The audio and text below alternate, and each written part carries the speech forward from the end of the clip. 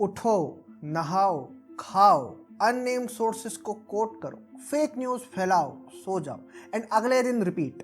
दोस्तों, यही प्रोसेस पिछले कुछ सालों से रॉयटर्स एंड ब्लूमबर्ग फॉलो कर रहे हैं। सिर्फ 2026 में ही इन दोनों ने कंबाइंडली इंडियन इंडस्ट्री के खिलाफ 3 फेक न्यूज स्टोरीज फैलाए हैं। फैक्ट चेक तो इनका हुआ, लेकिन पैटर्न पर किसी ने ध्यान नहीं दिया। जी हाँ दोस्तों, पैटर्न। आज हम आपको इस पैटर्न के बारे में बताएंगे जो रॉयटर्स और ब्लूमबर्ग लंबे समय से फॉलो कर रहे हैं। 12 जनवरी 2026 को ब्लूमबर्ग ने एक रिपोर्ट पब्लिश की, Reliance halt sale making plans after failed bid for China tech. यानी मुकेश अंबानी की कंपनी रिलायंस अब लिथियम आयन बैटरी सेल्स नहीं बनाएगी क्योंकि चाइना की कंपनी टेक्नोलॉजी ट्रांसफर नहीं कर रही। लेकिन रिलायंस ने तुरंत स्टेटमेंट जारी करते हुए बताया कि बैटरी स्टोरेज मैन्युफैक्चरिंग का प्लान पॉज नहीं हुआ है। दोस्तों, आपको बता दूं, आज की डेट में lithium ion battery cells petrol और डीजल के बराबर है। आज जो दुनिया चल रही है, EV, mobile, drone, solar storage, data centres, defence, सब कुछ लिथियम आयन सेल्स पर ही टिका हुआ है। तो सोचिए, इस क्रिटिकल टेक्नोलॉजी के प्रोडक्शन पर ब्लूमबर्ग की ये न्यूज़ कितनी बड़ी है। इसका रिलायंस के इन्वेस्टर्स पर क्या असर पड़ेगा। बट शायद इस बार ज़्यादा डैमेज होने से पहले ही रिलायंस ने प्रेस स्टेटमेंट जारी कर दी।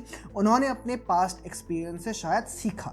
2 जनवरी को ब्लूमबर्ग ने एक और रिपोर्ट पब्लिश की थी कि 3 Russian oil tankers Jamnagar refinery की तरफ जा रहे हैं। फिर 3 दिन बाद रिलायंस की तरफ से क्लैरिफिकेशन आया कि ये न्यूज़ ब्लेटेंटली अनट्रू है। 3 हफ्ते से एक भी रशियन ऑयल टैंकर वहां नहीं आया था और जनवरी में आने का कोई प्लान भी नहीं है। लेकिन डैमेज तो हो चुका था। रिलायंस इंडस्ट्रीज के शेयर्स 5% गिर गए और 1 लाख करोड़ से ज्यादा market cap was wiped out. इसको अब हिट जॉब कैसे ना बोले। मे भी शायद इसीलिए इस बार 3 दिन रुकने के बजाय रिलायंस ने तुरंत क्लैरिफिकेशन दे दिया अबाउट दैट चाइनीज बैटरी। साल शुरू भी नहीं हुआ है दोस्तों, और ब्लूमबर्ग बड़े सर्जिकल प्रिसाइजली तरीके से रिलायंस को टारगेट कर रहा है। आप शॉक मत होइएगा अगर 2026 में आपको ऐसी और रिपोर्ट्स मिले। अब एक नज़र रॉयटर्स पर भी डाल लेते हैं। इन्होंने भी हाल ही में एक रिपोर्ट डाली, India proposes forcing smartphone makers to give source code in security overhaul. साथ में ये भी लिखा है कि सैमसंग और एप्पल जैसे फ़ोन मैन्युफैक्चरर्स इससे काफ़ी खफा है। लेकिन ये खबर भी फेक है दोस्तों। पीआईबी के मुताबिक ऐसा कोई भी स्टेप सरकार ने नहीं उठाया है, ना ही कोई भी ऐसा स्टेप प्रपोज किया है।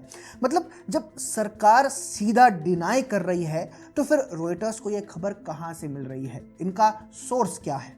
रॉयटर्स ने लिखा है 4 people familiar with the discussions।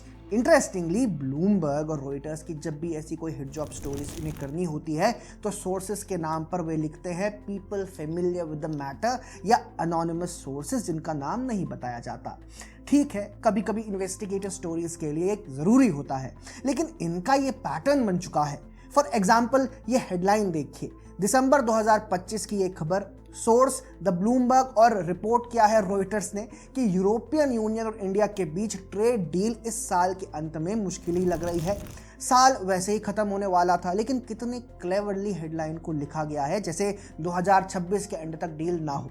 एक तरीके से इंडिया के बारे में काफ़ी नेगेटिव बिहेवियर दिखाया जा रहा है, पेसिमिस्टिक बिहेवियर, ताकि शायद मार्केट को इम्पैक्ट किया जा सके।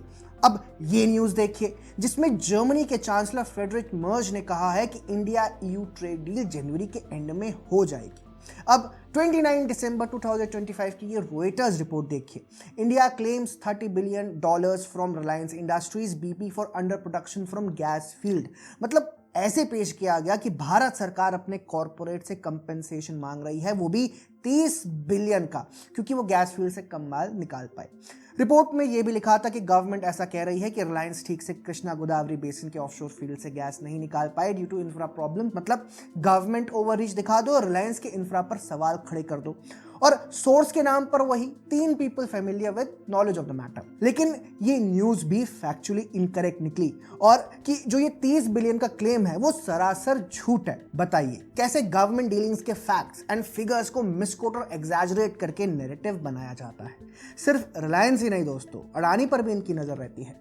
पिछले साल ब्लूमबर्ग ने एक रिपोर्ट छापी थी कि that people familiar with the matter said Adani seeks battery tie-up with BYD in renewables push।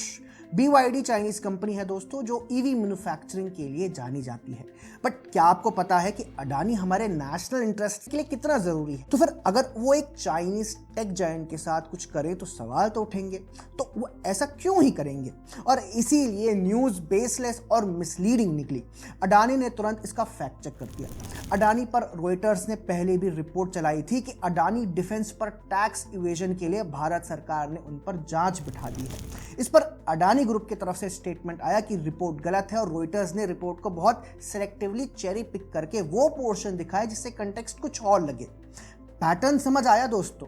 Target होता है इंडियन इंडस्ट्री लीडर्स पर, कॉर्पोरेट्स पर, जो देश के लिए जरूरी है। अपोजिशन के नैरेटिव से ये अलाइन करता है तो लेफ्ट लिबरल इकोसिस्टम इन रिपोर्ट्स को बिना सोचे समझे एम्पलीफाई भी करता है।